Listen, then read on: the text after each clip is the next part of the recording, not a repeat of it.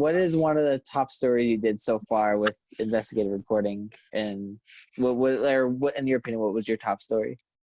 Well, one of my favorite stories is the Casanova Killer, which was a full-length documentary on a serial killer from 1974.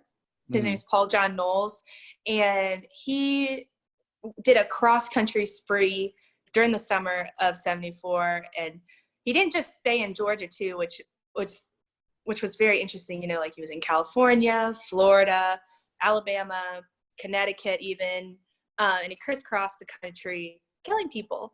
So it was very, and I don't think it's funny. I'm just no, I understand.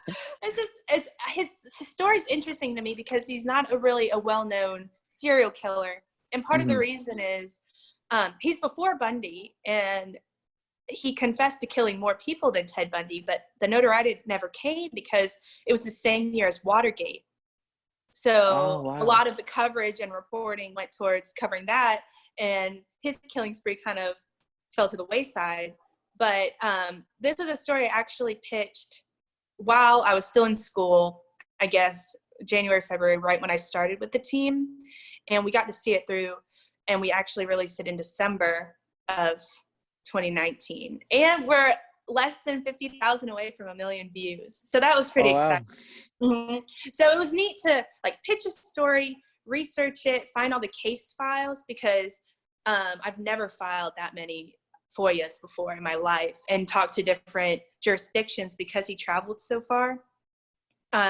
Getting to make contact with all of these like police and sheriffs and archives because it was so old, even reaching out to like the FBI and the GBI and all that sort, collecting all this data, all of these case files and photos from families, and trying to weave together his story that has never been told on like a documentary type platform before. It was a lot of fun. You know, I got to travel to Florida and speak to his brother.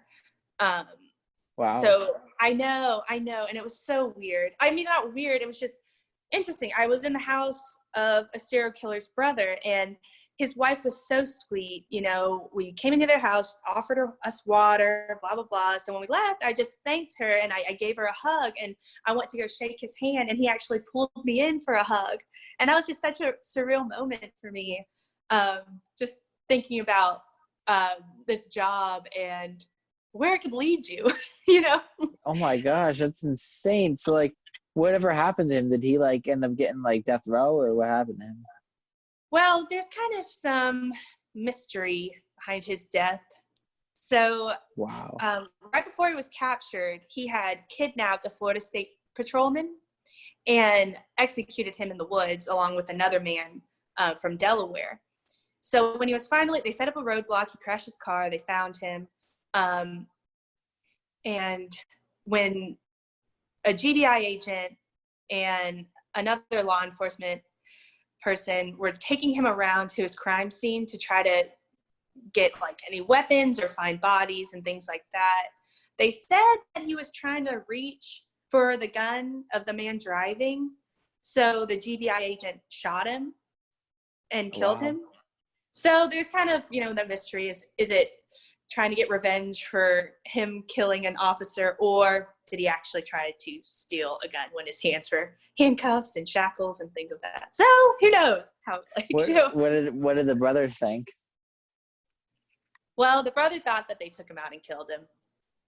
And I did he have like does he miss his brother? Or did he like is he like dead to him? Do you remember? Did you ask him that? Well, obviously it tore his family apart. Yeah. And when I asked him if, like, you know, that final question that we ask, is there anything that I left off? Is there anything else you'd like to say? And he just like looked so candidly in the camera, and he just said, "I'm sorry to all the families that my brother killed." Yeah, like, So that was something. So like, I guess he's kind of like dead to him. Like he didn't even care about it, and like he was over him. Well, they're very, very close. You know, wow. In the interview, he even called him Bubba. Like that's how you would describe him. Like not his, like you wouldn't call him by his real name, just call him Bubba. So Did you get like chills with all that going on? Yeah, for sure.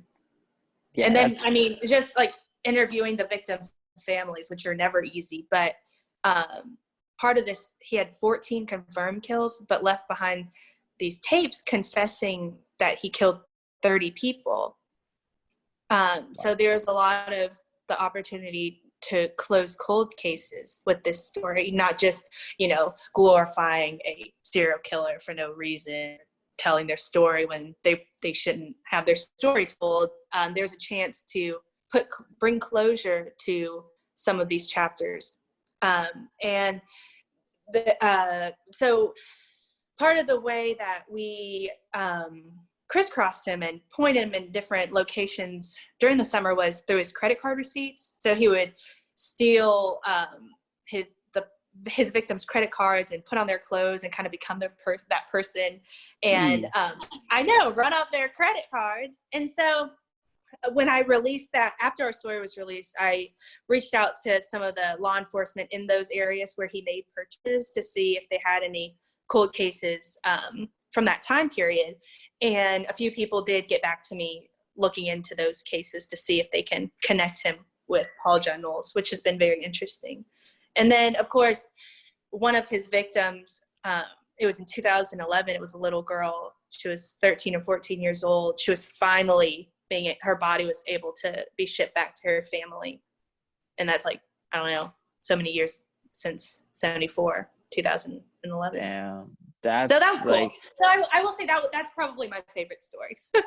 Yeah, I'm sure that's like super interesting. Like, it's not every day you get to interview a serial killer's family type of thing. That's actually kind of crazy. Like, I guess because like I've actually it's kind of crazy you mentioned that, because the past 2 days I kind of like saw something on YouTube about like some a cold case or something, and like and then they started like watching all these mystery videos, and like it always gets me to wonder like how they find these stories, and like what happens actually, and like what the aftermath was, like what's like the real answer behind all this, and like that's so interesting. Right. Yeah. And my thing is just like trying to understand their, I don't know, thinking in a way, which was pretty interesting. So with these tapes that he recorded, they're allegedly destroyed. There was a flood in the courthouse they were stored in Macon, Georgia. But there were these other tapes we were able to recover from his lawyer, who we also got to interview. And he was an interesting character himself. And these tapes were the serial killer speaking to a court-appointed psychologist about like his family and the reasons he did things. And of course, these tapes, they're so old, they're kind of hard to understand, but hearing his voice was very interesting.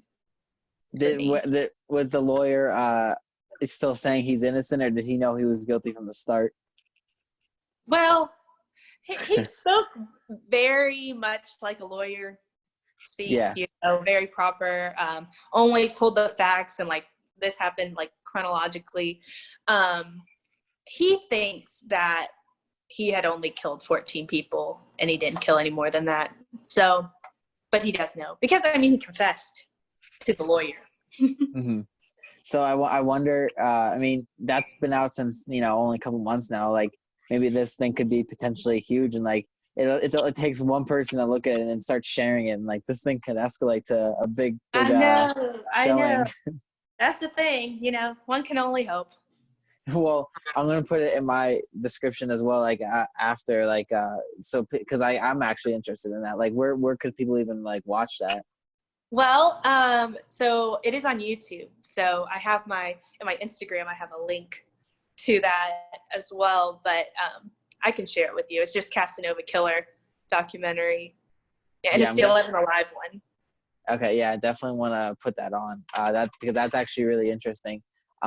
So was that like, did you ever expect to like do stuff like that, like when you got into the job, like, or was that completely different from what you expected?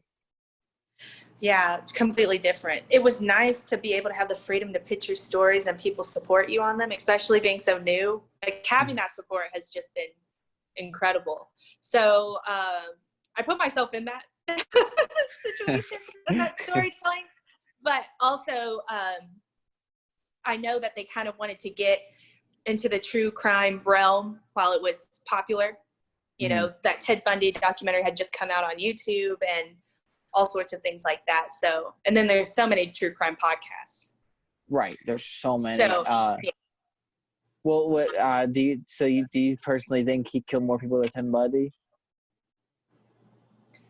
I can see that being very possible. You know, we spoke to like former detectives on the case who said he left a body everywhere he went. You know, he didn't really kill with old people, young people, men, women, children. He killed them all. So I could see that being very possible. That's so scary. I don't know.